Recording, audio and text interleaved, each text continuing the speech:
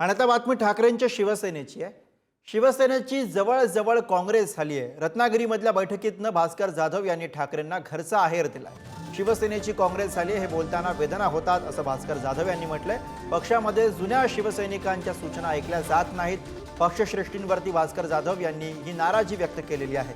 काम न करणाऱ्या पदाधिकाऱ्यांना हटवण्याची आमच्यामध्ये हिंमत नाही असंही भास्कर जाधव यांनी म्हटलंय। तर भास्कर जाधव यांनी काय म्हटलं होतं आपण बघूया।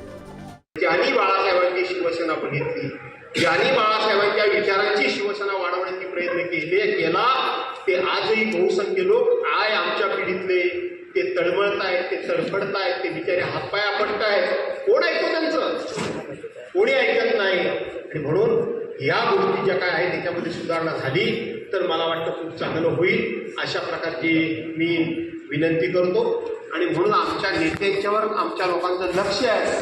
हे नेत्यांनी मिळून समजून, नेत्यांनी आता आमच्यासकट सगळे पदाधिकाऱ्यांनी हे समजून जावं की आमच्यावर कोणाचं लक्ष नाही आहे, आम्ही काय करतोय।